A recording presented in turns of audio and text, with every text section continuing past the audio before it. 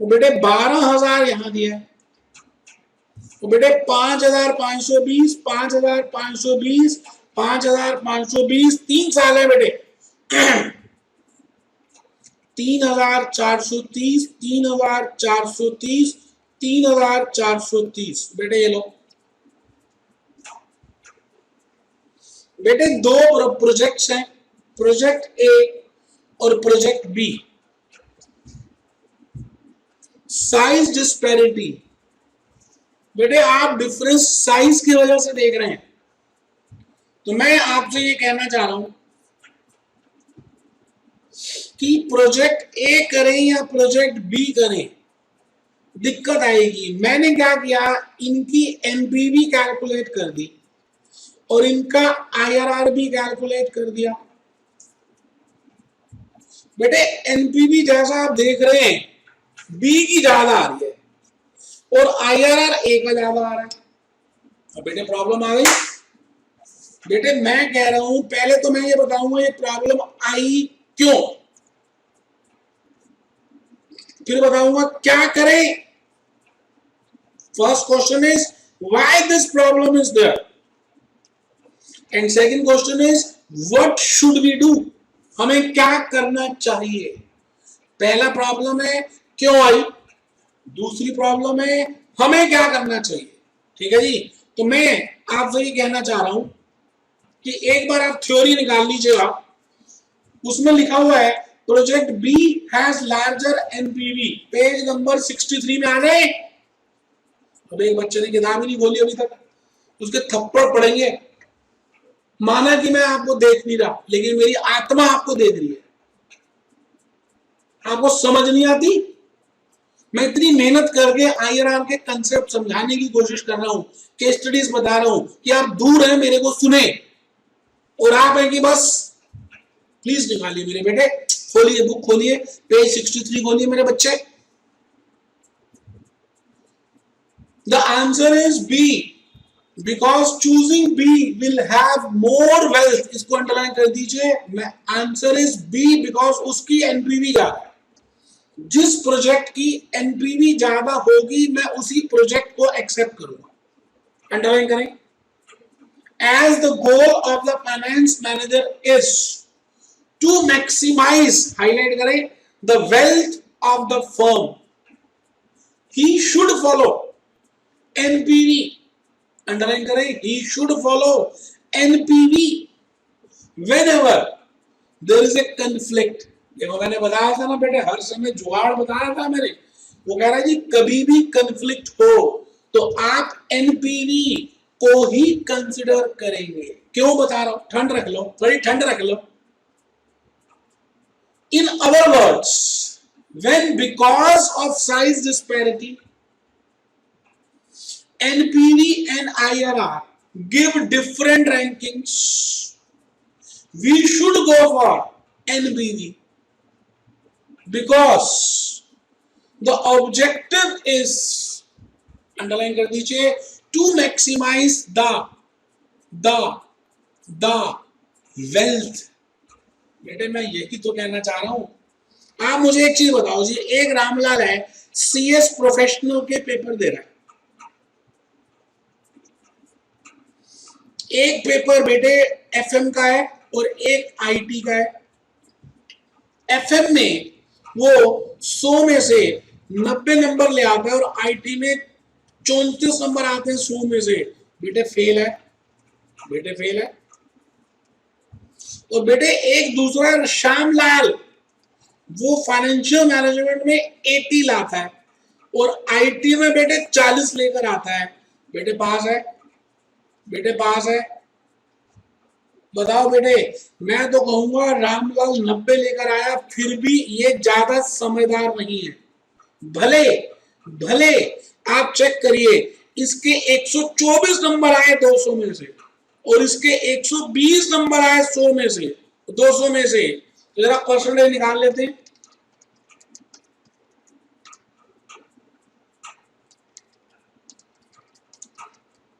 बेटे 62% आए इसके, और मुझे लगता है कि इसके 60 आए। अब अब बताओ 62% का भी क्या अचार डालना है, क्योंकि सभी में इंडिविजुअली 40 भी आने चाहिए, पास भी होना चाहिए। तो बेटे मैं कह रहा हूं कि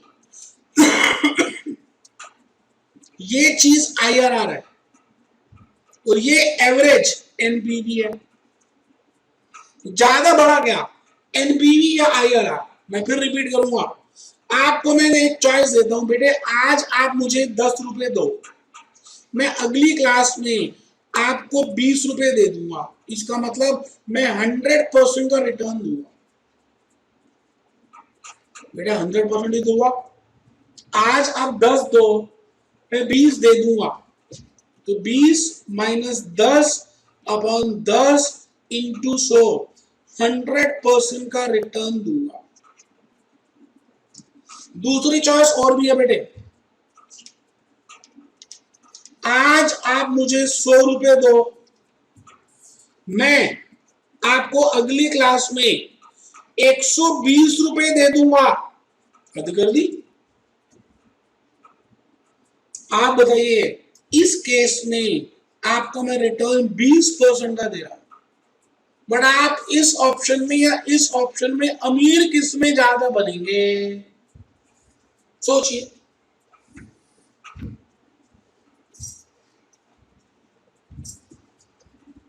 बेटे ज्यादा अमीर किस में बनेंगे, ज्यादा अमीर आप पता है कौन सी ऑप्शन में बनेंगे बेटे, जहां पर आपको भले रेट ऑफ रिटर्न कम मिल रहा है बेटे, लेकिन 20 रुपए मिल रहे हैं। वेल्थ आप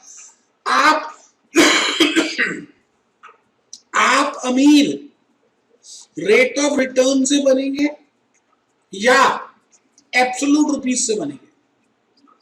जैसे मैंने कहा जी, एब्सोल्यूट रुपीज में 20 रुपए ज्यादा दे रहा हूं एक में, और एक में 10 रुपए दे रहा हूं, और एक में रिटर्न 100% दे रहा हूं, और एक में 20% दे रहा हूं। तो मेरे हिसाब से आप अमीर, आप अमीर, आप अमीर, आगे बोल मास्टर, आप अमीर एब्सोल्यूट रुपीज से बनेंगे, एब्सोल्यूट रुपीज से बनेंगे, मतलब 20 रुपए से बनेंगे, ना कि रेट ऑफ रिटर्न से, ना कि रेट ऑफ रिटर्न से। बस बेटे यही है, एब्सोल्यूट रुपीज का मतलब मानिए एनपीवी, और रेट ऑफ रिटर्न का मतलब मानिए आईआरआर। तो बेटे एनपीवी और आईआरआर ये दो क्राइटेरिया हैं जिसकी मदद से आप डिसाइड कर सकते हैं, बट अगर कंफ्लिक्ट आएगा तो आपको एनपीवी के बेसिस पे करना है। ठीक है जी, पढ़िए जी प्लीज नीचे, फॉर बेटर अंडरस्टैंडिंग, पढ़िए please,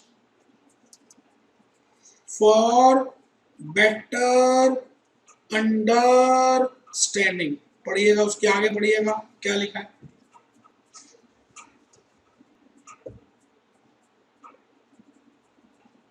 A person who has two mutually exclusive investment opportunities. Under the first, he invests ₹1 today, he will get ₹2 tomorrow. That is a return of 100% in one day. Under second, if he invests 1,000 today, he will get 1,200 tomorrow. A return of 20%. Which project should select if he has enough funds for investments? The answer is quite obvious. Underline कर दीजिए. It is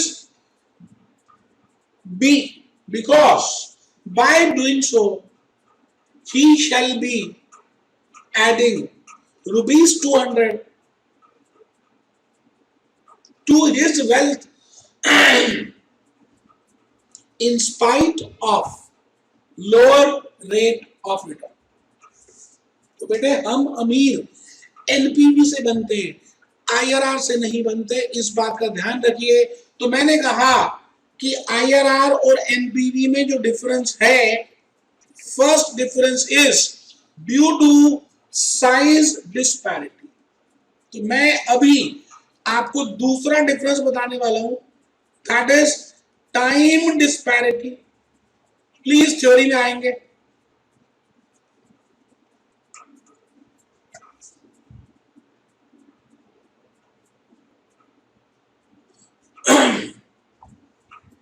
time disparity, time disparity, time disparity बड़ा ही important case study करने जा रहे हैं बेटे। जैसे मान लें कि एक प्रोजेक्ट है ए, दूसरा प्रोजेक्ट है बी, दोनों म्यूचुअली एक्सक्लूसिव प्रोजेक्ट है, ठीक है जी। लाइफ 3 इयर्स है, लाइफ यहां भी 3 इयर्स है। T0, T0, cash inflow, cash inflow, cash inflow, cash inflow, cash inflow. यहां पर यहां ज्यादा है, थोड़ी सी कम है, थोड़ी कम है, यहां कम है, थोड़ी ज्यादा है, थोड़ी ज्यादा। सर ये क्या कर रहे हैं, पहाड़ है क्या? हाँ बेटे, मान के चले कि यहाँ 10,000 का प्रोजेक्ट है और ये भी 10,000 का ही प्रोजेक्ट है, आउटफ्लो 10,000 है। इधर 6,000 रुपए आ रहे हैं, फिर 4 आ रहे हैं और फिर 1,000 रुपए आ रहे हैं। यहाँ पर पहले 1,000 आ रहे हैं, फिर 4 आ रहे हैं और फिर 6,000 आ रहे हैं। आराम से देख लीजिए, टोटल आउटफ्लो सेम है, टोटल इनफ्लो भी सेम है, लेकिन बेटे देने का तरीका अलग है, देने का तरीका अलग है बेटे। इसको बोलते हैं टाइम डिस्पैरिटी। बेटे यहां पर ये जो ट्रेंड है इसका नाम है डिक्रीजिंग ट्रेंड। और बेटे ये कौन सा ट्रेंड है, इंक्रीजिंग ट्रेंड। बेटे दो ट्रेंड है, एक तो घटता हुआ क्रम और एक बढ़ता हुआ क्रम। आप बताइए, अभी छोड़ दीजिए एनपीवी आईआरआर, आप मुझे बताओ, मैं आज आपको 6,000 रुपए दूं, फिर 4 दूं, फिर 2 दूं। दूसरा ऑप्शन, मैं आज 2 दूं, फिर 4 दूं और फिर 6 दूं। 3 साल के बाद कौन सा ज्यादा व्यक्ति अमीर होगा? मान लेते हैं ये रामलाल है और ये श्यामलाल। बेटे Ramlal will be more richer than Shyamlal. एक बच्चा तो सोचने में पड़ गया, ऐसा क्यों? बेटे एक बात बताओ, जब इसको 6,000 रुपए मिलेंगे तो हम तो ये मान रहे हैं कि ये री इन्वेस्ट करेगा, खर्च नहीं करेगा, री इन्वेस्ट। तो बेटे जब 6,000 3 साल तक री इन्वेस्ट करेगा तो इसको रेट ऑफ इंटरेस्ट ज्यादा मिलेगा। और ये श्यामलाल को 1,000 रुपए मिले पहले साल, तो ये 3 साल तक इन्वेस्ट करेगा और ये 6,000 रुपए इन्वेस्ट करेगा। आप बताइए जी, रेट ऑफ इंटरेस्ट कहां पे ज्यादा होगा?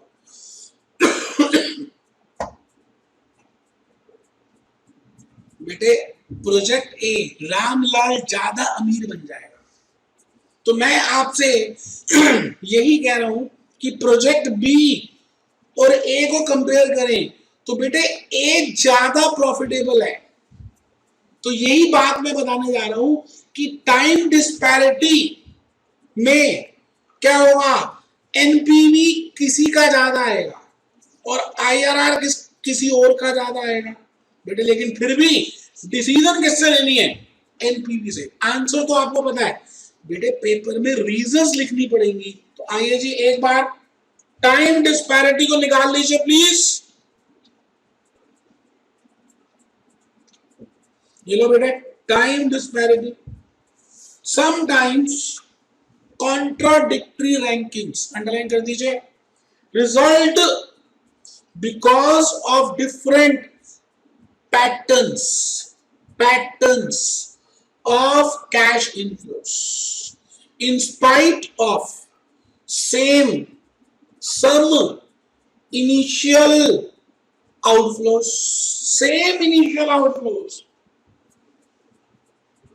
That is, in case of one project there may be a larger cash inflow in earlier years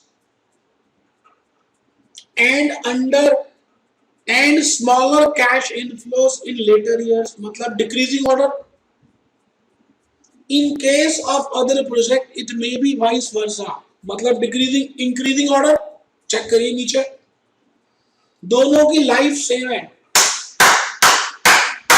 outflow भी सेम है बेटे, लेकिन ध्यान से देखना, एक में इनफ्लो जो है बढ़ते हुए क्रम में, एक में घटते हुए क्रम में। आराम से, अब जिसमें घटते हुए क्रम में है उसमें आईआरआर ज्यादा होगा, मैंने नीचे नहीं देखा, आप चेक करिए। एनपीवी मैंने दोनों की निकाली 10% में, विश्वास ना हो तो करके देख लो।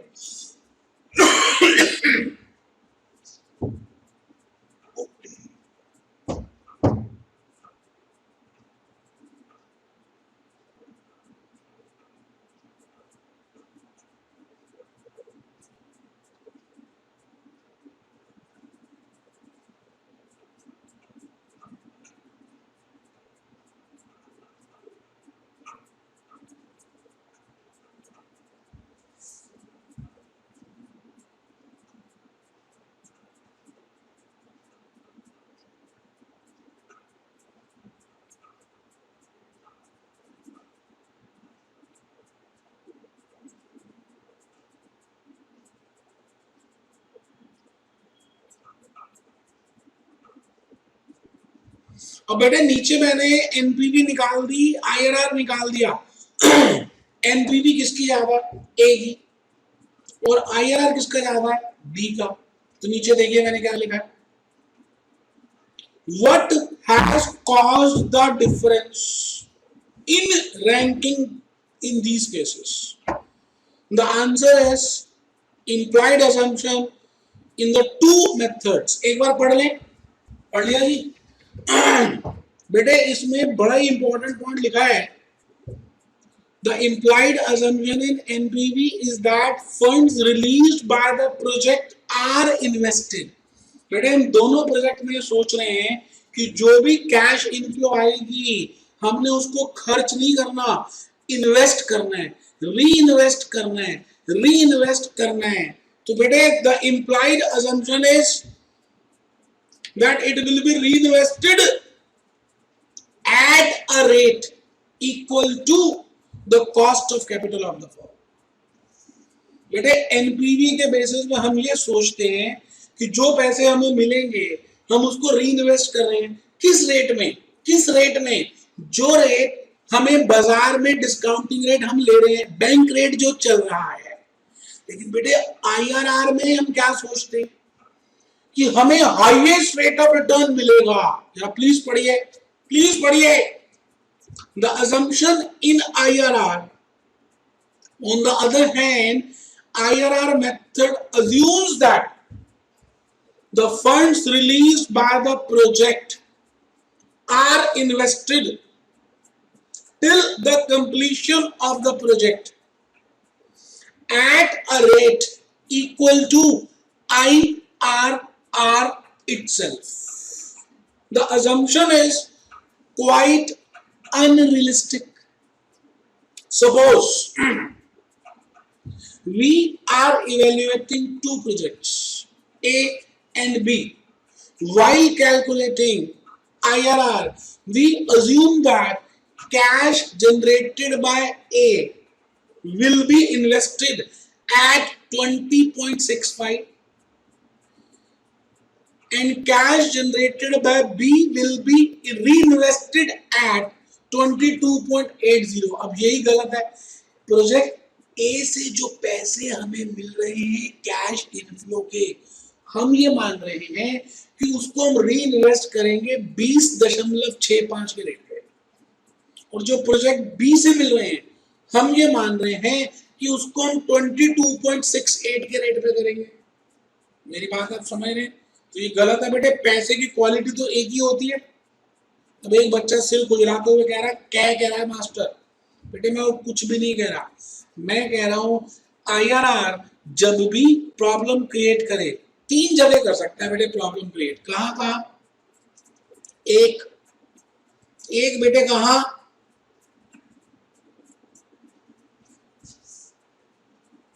एक बेटे साइज में कर सकता है, साइज डिस्पैरिटी। बेटे एक टाइम डिस्पैरिटी, और एक कर सकता है बेटे लाइफ डिस्पैरिटी। तो मैंने अभी तक आपको साइज और टाइम के बारे में तो बता दिया कि साइज का मतलब प्रोजेक्ट का साइज ही छोटा किसी का दूसरे का बड़ा है। टाइम का मतलब एक में ज्यादा पैसे मिलेंगे, जल्दी मिलेंगे, एक में लेट मिलेंगे। बेटे दोनों केसेस में आपको एनपीवी के बेसिस पे ही डिसाइड करना है। अब एक बच्चा कहता है जी मास्टर ये बता पेपर में क्वेश्चन कैसे आएंगे। ठीक है बेटे बता रहा हूं। तीसरा सुन लीजिए, लाइफ डिस्पैरिटी। एक प्रोजेक्ट की लाइफ 4 साल है मान रहे हैं, दूसरे की 3 साल है, तो बेटे यहां पर भी डिफरेंस आ जाएगा एनपीवी और आईआरआर के बेसिस में। फिर भी चलेगी किसकी? एनपीवी की। तो आइए बेटे मैं एक क्वेश्चन आपको बता दूं और दिखा दूं। क्वेश्चन 50th में आ जाइए बेटे। 50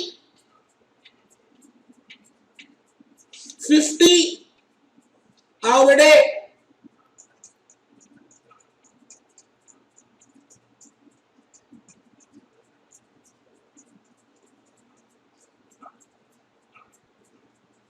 बेटे लिखा हुआ है comparison between IRR and NPV case study approach.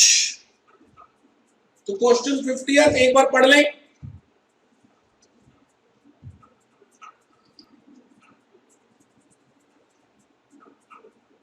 A company is considering 2 mutually exclusive projects.